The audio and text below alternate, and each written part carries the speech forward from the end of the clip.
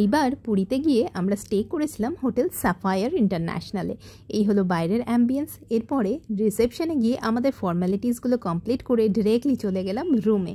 রুমটা ছিল একটা ডাবল অকুপেন্সি কোজি বেডরুম। তো ভীষণ সুন্দর একটা কোজি বেড তো প্রথমেই ছিল, তারপরে ছিল হচ্ছে অন্যান্য অ্যামেনিটিসগুলো, যেরকম একটা টিভি ক্যাবিনেট ছিল, তার সঙ্গে ছিল একটা কমফোর্টেবল সিটিং এরিয়া, এসি তো অবভিয়াসলি ছিল, তার সঙ্গে ছিল একটা ড্রেসিং টেবিল এরিয়া এবং একটা বিশাল বড় ওয়ার্ডরোব। এরপরে চলে যাব ওয়াশরুমটা দেখাতে। এটা ছোট হলেও বেশ neat and clean and compact ছিল।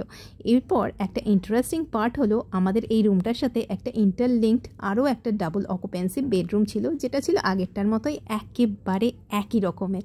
এই হলো রুম দেখার পার্ট শেষ। আচ্ছা, এর ভাড়াটা জানতে গেলে কমেন্ট সেকশনে কমেন্ট করুন, আমি কিন্তু রিপ্লাই করব। এরপর চলে এলাম ডিরেক্টলি ব্রেকফাস্ট টেবিলে কমপ্লিমেন্টারি ব্রেকফাস্টটা সেরে নিতে। প্রথমেই ছিল দুধ কর্নফ্লেক্স, তারপরে ছিল চা বা কফি, এর সাথে যেটা ছিল গরম গরম ফুলকো লুচি, আর ছিল আলু মটরের ঘুগনি, যেটা ছাড়া তো বাঙালির জলখাবারই জমে না, তাই না?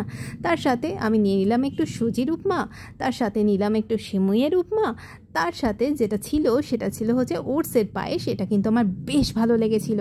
আর তার সাথে গরম গরম ইডলি আর সাম্বার উইথ কোকোনাট চাটনি, সবগুলোর টেস্ট অসাধারণ ছিল। সাথে ছিল ব্রেড, বাটার, জ্যাম।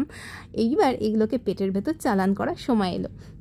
টেস্ট কিন্তু বেশ ভালো ছিল সবগুলোর। এরপরে আমরা ফ্রেন্ডস অ্যান্ড ফ্যামিলি মিলে চলে এলাম সুইমিং পুলে কিছুটা সময় দাপাদাপি করে কাটাতে। বেশ মজা করে দিনটা কাটিয়ে সন্ধ্যাবেলায় চলে গেলাম স্বর্গদ্বারে, সেখানে বেশ কিছুটা সময় কাটিয়ে চলে এলাম ডিনার করতে আমাদেরই হোটেলের রেস্টুরেন্ট ফ্লেভার ফিস্টে। এখানে এসে আমরা অর্ডার করলাম ভেজিটেবল ফ্রাইড রাইস, তার সঙ্গে অর্ডার করে দিলাম একটা চিলি মাশরুম, যেগুলো টেস্ট কিন্তু বেশ ভালোই ছিল আর দামও মোটামুটি রিজনেবল ছিল। এই ছিল আজকের ভিডিও, দেখা হচ্ছে নেক্সট ভিডিওতে। হোটেলটা কিন্তু বাজেট ফ্রেন্ডলি।